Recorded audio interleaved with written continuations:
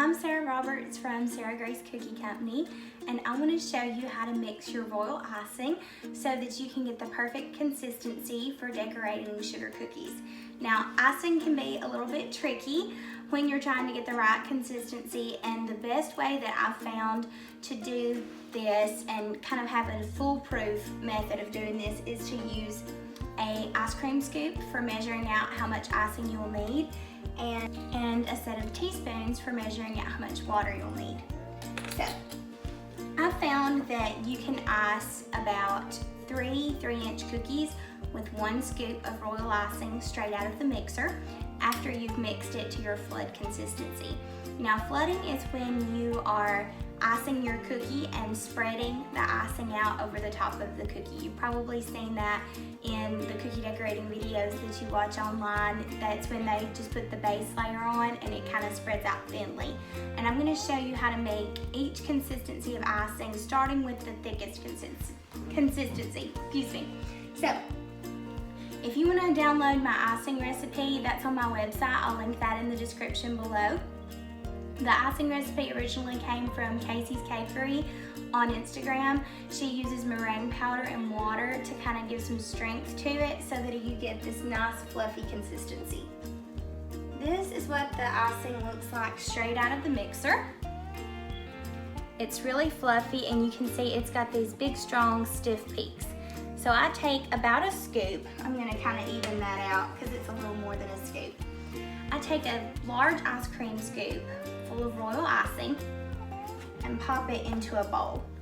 Now, this consistency straight out of the mixer, as soon as you get finished making the royal icing, this is perfect for making flowers. This is a stiff piping consistency, so it makes good flowers, leaves, and if you're doing thin lines or thin writing on cookies, you might want to use a thicker consistency like this. Now, if you want to make like a toothpaste consistency, which is what I use often for my script writing on cookies when you're using a projector and you want to get some of those fine lines, but also some parts where it's a little bit thicker in the wording, and you still need to be able to blend the icing together a little bit, you want to take your straight out of the mixer scoop of icing and about 1/4 teaspoon of water to your straight out of the mixer scoop, and that will give you a toothpaste consistency. I like using a flat spatula like this one because that prevents you from getting as many air bubbles in your icing.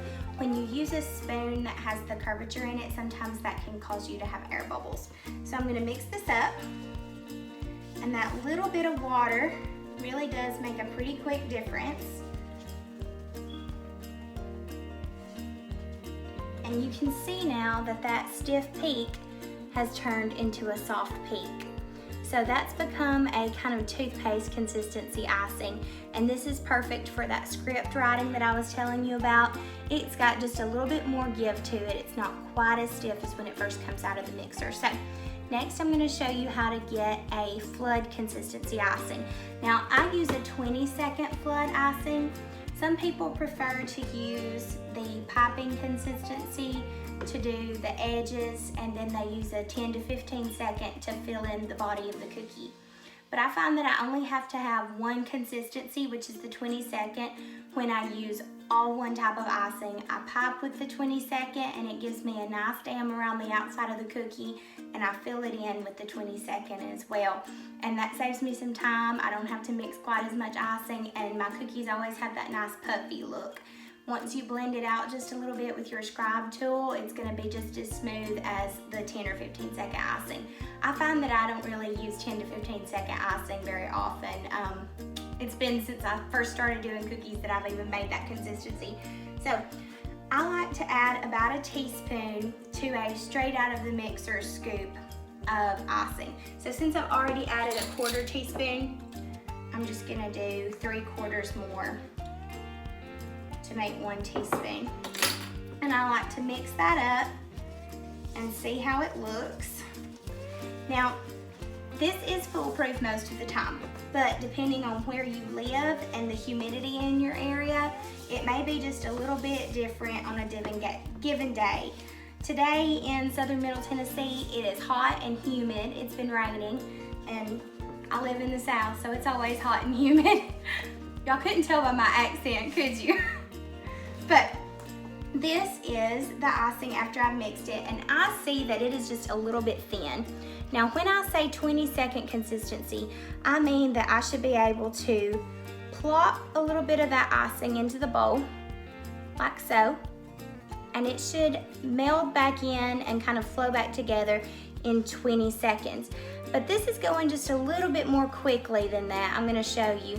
If you pull it up and you count 1, 2, 3, 4, 5, 6, 7, 8, 9, 10, you can see that that's kind of blended back together. That's a 10-second icing, and that is a little bit too thin for what I like. So I'm gonna take just a little bit more out of my bowl, maybe a half a scoop, and blend that together.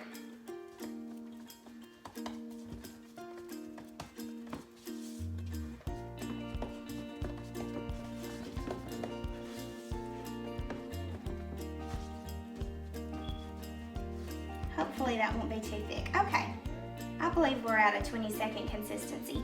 So you'll take your spoon, drop your icing into your bowl, give it a little wiggle, and count 1, 2, 3, 4, 5. Whoops, I lost my place. Okay, so we'll make a stripe in our icing and we'll count 1, 2, 3, 4, 5, 6, 7, 8, 9, 10, 11, 12, 13, 14, 15, 16, 17, 18, 19, 20. So this is just a little bit thicker. And this is perfect for popping edges and popping the middle. You can do it all in one with this one consistency instead of having to have 2 popping bags for every color that you do.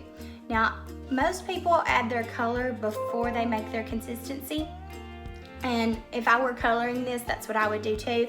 I was just making white icing here, but if you add your gel food coloring before you mix up your icing, you usually end up with a better result as far as consistency. So I hope this helps with getting your consistency right. There are lots of videos on YouTube that have some additional tips on consistency and what you need to know about royal icing, but I hope this gives you a good... I bag up my icing. I like to use a largemouth mason jar. It's handy. And I just pop my tipless piping bag into the jar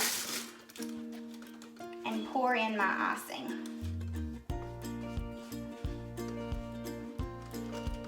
When I first started, I tried to be fancy like those people I saw on YouTube and just put it into the bag while I held it in my hand, and I ended up covered in icing. My kitchen was covered in icing.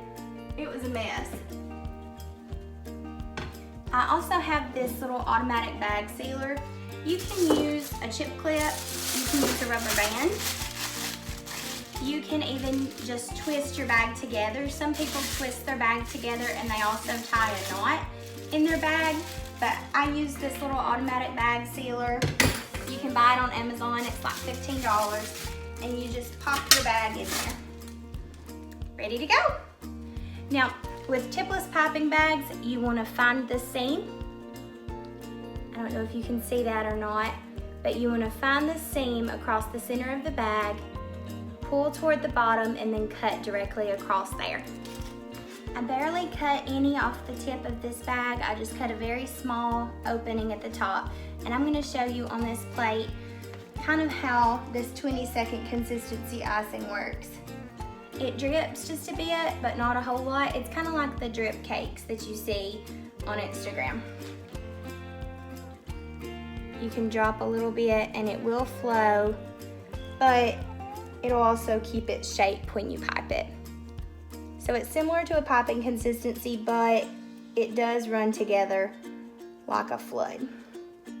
So if you pipe it in a circle all together, it will run together. You can give it just a little shake, or you can even it out with your scribe tool. Thank you for watching. Thank you for joining me today. I hope this was helpful to you. If you'd like to learn more about cookie decorating, please subscribe to my YouTube channel and hit the notification bell so that you get notified each time I post a new video. Like this video if it was helpful to you, and tell me in the comments what your first royal icing project is going to be, or what it was the first time that you made royal icing cookies. Thank you so much. I appreciate you. Have a great day. Bye-bye.